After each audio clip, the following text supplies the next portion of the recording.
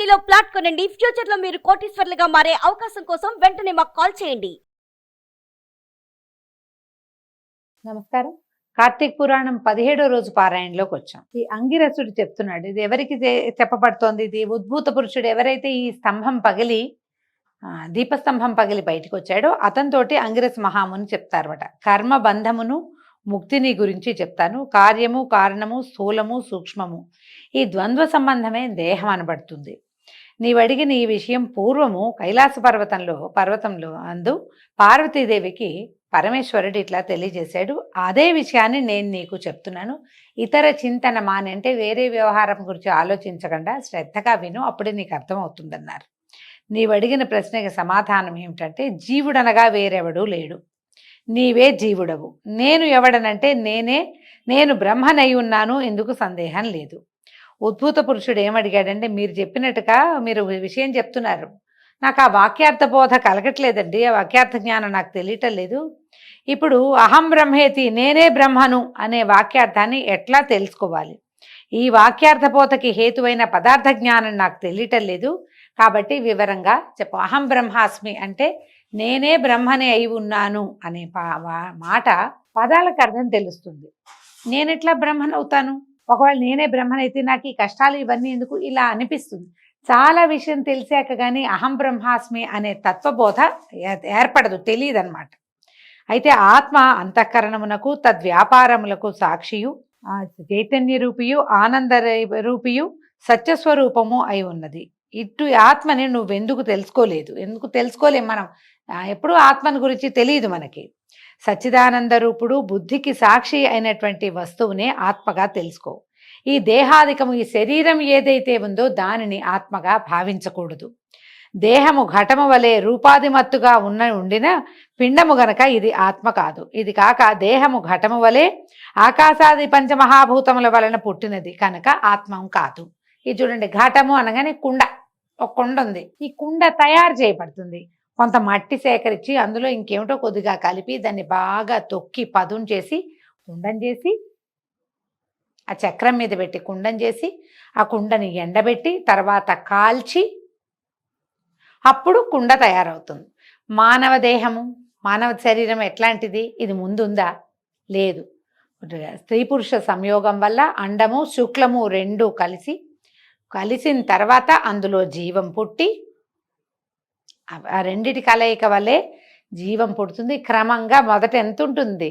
ద్రాక్ష పండు కంటే చిన్నది ఉంటుంది, బాదం గింజ కంటే చిన్నది, ఇంకా చిన్న చుక్క నుంచి బాదం గింజంతా, ద్రాక్ష పండంతా, తర్వాత ఇంకో పండంతా అట్ట అయ్యి క్రమంగా గోళ్ళు జుట్టు అన్నీ, హార్ట్ గిట్టు అన్నీ గుండెతో సహా అవయవాలు ఏర్పడి మెల్లిగా పెరిగి ఓ 9 నెలలు నిండాక బయటకు వస్తుంది. చేయబడిందే కదా.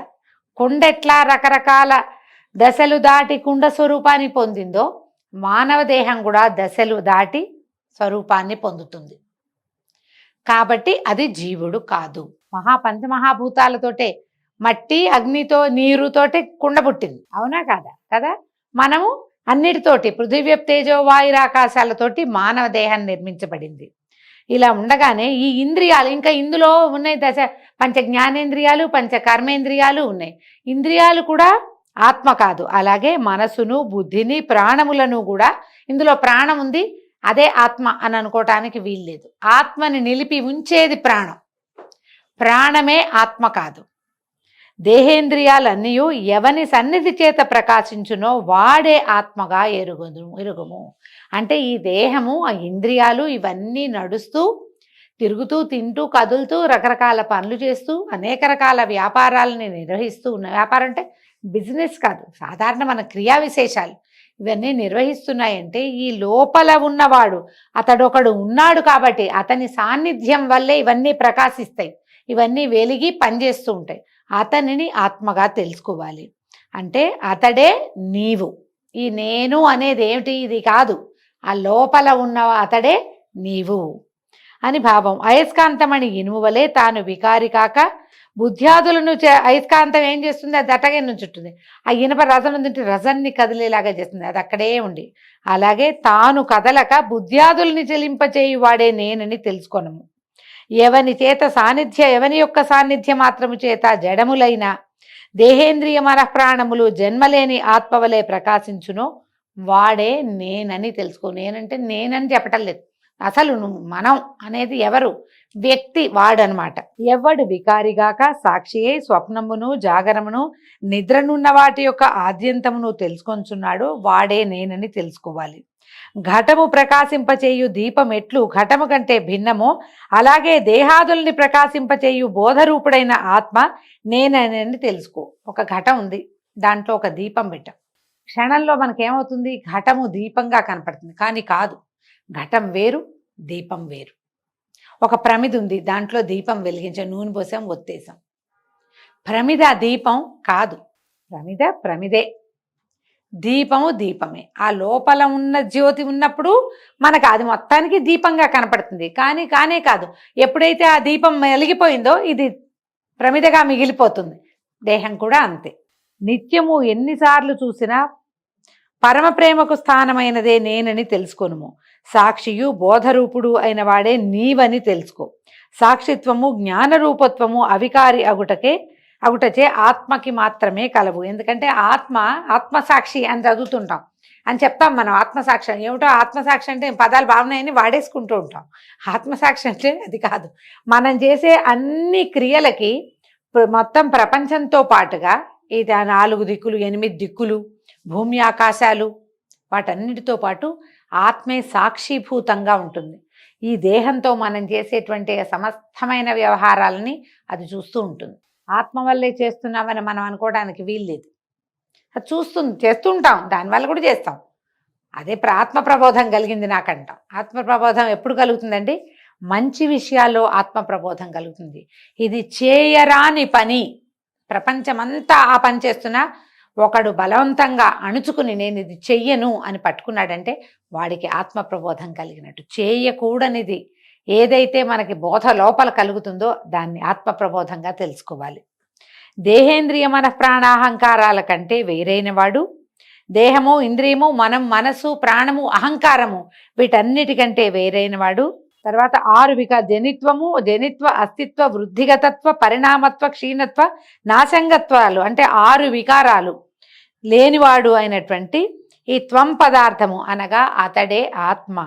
ఈ త్వం పదార్థము ఇట్లా తెలుసుకుని ఆ కారణం వలన వ్యాపించే స్వభావం చేత సాక్షాత్ విధిముఖంగాను తత్శబ్దార్థమును తెలుసుకొనవలెను. తత్శబ్దమునకు బ్రహ్మ అనర్థం, ఆత్మశబ్దమునకు బ్రహ్మణ్యము, ప్రపంచము అని అర్థం. వ్యావృత్తి అంటే ఇది కాదని నిరసించటం, ఇది అది కాదండి అని చెప్పటం. అంటే బ్రహ్మ కాదు, ఇది బ్రహ్మ కాదని దేహేంద్రియాదులను నిరసించగా మిగిలినది బ్రహ్మ. అంటే దేహం కాదు, ఇంద్రియం కాదు, ఇది ఆత్మ, అది కాదు కాదు కాదు అని చెప్తాం. ఏది కాదని చెప్పబడుతుందో, కాదని ఏది చెప్పలేకపోతామో దానిని బ్రహ్మ అన్నమాట. ఆ మిగిలిందే బ్రహ్మ. సాక్షాత్ విధిముఖం అనగా సత్యజ్ఞానం అనంతం బ్రహ్మ అనే వాక్యాలు, అంటే ఇవి కొన్ని ప్రత్యేక వాక్యాలు చెప్పబడతాయండి. బ్రహ్మ సత్య జ్ఞానానంద స్వరూపుడని తెలుసుకోవాలి. అంటే ఈ భగవంతుడి తత్వం ఎట్లా తెలుస్తుంది? ముందు ఆత్మతత్వాన్ని తెలుసుకోవాలి. నేను ఈ దేహంలో ఉన్నటువంటి ఆత్మరూపిగా నేను ఉన్నాను. దేహము విడిచిన తర్వాత దేహం పోతుంది, కానీ నేను మాత్రం నిత్యంగా ఉంటాను. నేను భగవంతుడనే మహాసముద్రంలోని ఒక నీటి బొట్టుని, అంటే నేనే బ్రహ్మను. ఈ విషయం తెలియటానికి ఈ మాయంతా ఛేదించుకుని ఉండాలి మనం. ఇది ఎలా కలుగుతుంది? ఈ మాయ మనం ఛేదింపరానిది. అప్పుడప్పుడు మనం ఇందులో నుంచి బయటికి వెళ్తాం, ఒక తాత్కాలికంగా మనకు అర్థం అవుతుంది, కానీ మళ్ళీ మనల్ని మాయ కమ్మేస్తూ ఉంటుంది. ఆ మాయని ఛేదించడానికి మనం భగవన్నామ సంకీర్తన చేయాలి. తపస్సు, అవన్నీ కూడా తపస్సు, సమాధి అవంతా కూడా మనని ఈ మాయ నుంచి వేరువరచి మనం ఏమిటి, అసలు నేను ఎక్కడి వాడని అనేది మనకి ఈ బ్రహ్మతత్వాన్ని కానీ ఆత్మతత్వాన్ని కానీ తెలియజేస్తుంది. వేదముల చేత ఎవడు సర్వజ్ఞుడని, అద్భుతమైన వాడని, సంపూర్ణ శక్తివంతుడని చెప్పబడుతున్నాడో వాడే నేనని తెలుసుకో. మృత్తికాది దృష్టాంతముల చేత ఏ వస్తు జ్ఞాన సర్వజ్ఞానము కలుగునని శృతులందు చెప్పబడిందో ఆ వస్తువే బ్రహ్మ.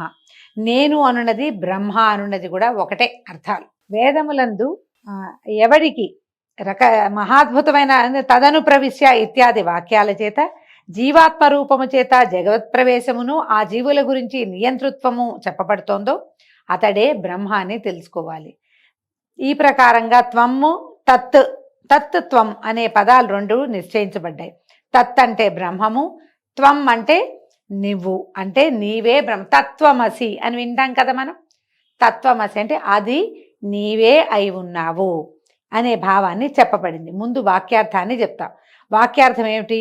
అతత్వం పదాలకి ఐక్యం అని చెప్తుంది. ప్రత్యేగాత్మయే అద్వయానంద రూప పరమాత్మ, పరమాత్మయే ప్రత్యేగాత్మ. ఈ ప్రకారంగా అన్యోన్యతాదాత్మ్యం ఎప్పుడు కలుగుతుందో అప్పుడే త్వం పదానికి అర్థం బ్రహ్మ కాదనే భ్రాంతి నశిస్తుంది. తాదాత్మ్యము అంటే అదే ఇది అని అర్థం. ఐక్యం, తాదాత్మ్యాన్ని పొందారు అని చెప్తారు. పదం బాగుందని వాడుకుంటూ ఉంటామండి మనం. ఈ తాదాత్మ్యం అంటే ఏంటి? అది ఇది ఒకటే, కలిసిపోవటాన్ని తాదాత్మ్యం అంటారు.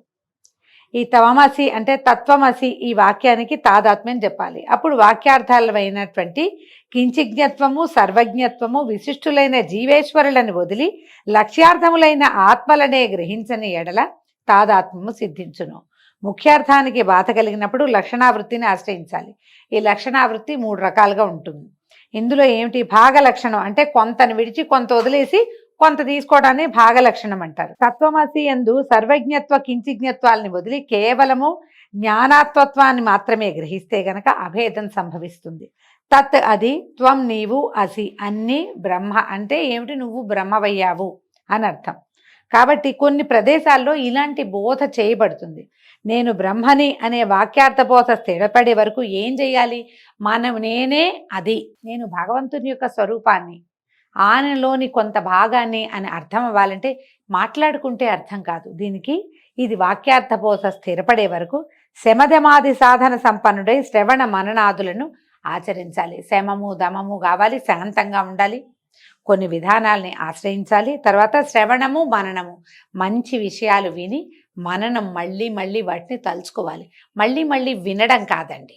మనం ఏం చేస్తామంటే ఏవైనా బోధలు విన్నప్పుడు ఇప్పుడు వచ్చింది అవకాశం ఉంది కాబట్టి ఆ ఫోన్ ఆన్ చేసుకుని మళ్ళీ మళ్ళీ మళ్ళీ మళ్ళీ మళ్ళీ మళ్ళీ అదే వింటాం. కాదు, అలా వింటే నీకేదో తెలుస్తుంది అనుకోవద్దు. ఎప్పుడు కూడా ఏదైనా విన్నదాన్ని గురించి మననం జ్ఞాపకం చేసుకోవాలి, దాని మీద పునరాలోచన చేయాలి. అప్పుడు వాక్యార్థ బోధ స్థిరపడుతుంది. లేకపోతే విన్నప్పుడు అర్థమైనట్టే ఉంటుంది, వింటూ ఉంటే వాహా అద్భుతంగా ఉంటుంది. కొన్ని గంటలు అయిన తర్వాత ఒక నిద్ర తీసి లేచాక అదేమిటి అంటే ఏమీ ఉండదు. ఆ విషయం ఉండాలంటే ఏం చేయాలి? మననం చేయాలి, జ్ఞాపకం చేసుకోవాలి, దాని గురించి మాట్లాడుకోవాలి. అది ఉంటేనే మనకి వేదాంతము అర్థమవుతుంది. ఇవాళ విని వదిలేస్తే రేపటికి జ్ఞాపకమే, ఏదో చెప్పారండి బాగుంది వినడానికి, అదేమిటో మనకు తెలియదు. ఎప్పుడు గుర్తుంటుంది? ఆవు నెమరు వేసుకున్నట్టుగా. ఆవులు చూడండి ఎప్పుడో తినేస్తాయి గడ్డి, తర్వాత దాన్ని బయటికి తెచ్చి నవ్వులుతూ ఉంటాయి. అప్పుడు ఈ తిన్న ఆహారం తాలూకు రసము దానికి వంట పడుతుందట పశువుకి. మనుషులకి ఎప్పుడు వంట పడుతుంది? మనం ఏదైనా వింటే దాని మీద మళ్ళీ మళ్ళీ జ్ఞాపకం చేసుకుని ఇది చెప్పారు, ఇది ఫలానా. అప్పుడు మనకి ఏదైనా విషయం కనపడినప్పుడు ఇది చెప్పింది అదేనని జ్ఞాపకం వస్తుంది. ఇది అవసరం. ఇప్పుడు ఎప్పుడు శృతి వలన గురు కటాక్షము చేత తాదాత్మ్య బోధ స్థిరపడుతుందో అప్పుడు సంసార మూలమును అంతము చేయును. అంత సంసార మూలం అంతా ఈ పిచ్చి మనకి. మనం ఏం చేస్తాం? 30 తరాలకు సరిపడా సంపాదించాలి, ముందు తరాలకి కావాలి, అదేదో కావాలి, దీని తర్వాత కావాలి, ఎప్పటికీ మన పేరు శాశ్వతంగా భూమి మీద ఉండిపోవాలి, ఇదంతా నేనే, ఇదంతా నాది, అయ్యో నేను లేకపోతే ఏమవుతుంది, నేను లేకపోతే ఇదంతా ఏమైపోతుందో, రేపటికి ఎల్లుండికి తినడానికి దాచిపెట్టుకోవటము, ఎక్కడైనా పాతి పెట్టటము, ఇవన్నీ కూడా సంసార తాపత్రయం. అది ఎప్పుడు నశిస్తుంది? ఈ తాదాత్మ్య బోధ వల్ల, అది శృతి వల్ల. అంటే బాగా వినడము, వేదార్థ బోధ, తత్వార్థ బోధ వినడము, గురు కటాక్షము, వాటి వల్లే తాదాత్మ్య బోధ స్థిరపడుతుంది. అప్పుడు ఈ సంసారేచ్ఛ, ఈ సంసార తాపత్రయము తగ్గుతుంది.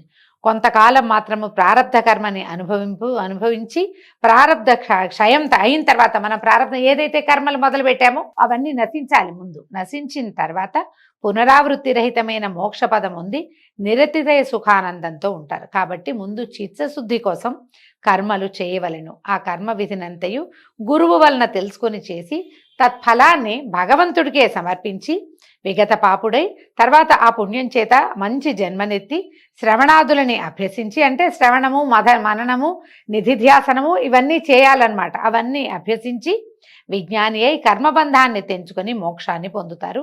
ఇందుకు సందేహం లేదని అంగిరస మునీశ్వరుడు ఇట్లా చెప్పగా విని ఇంకా అడిగాడట ఉద్భూత పురుషుడు.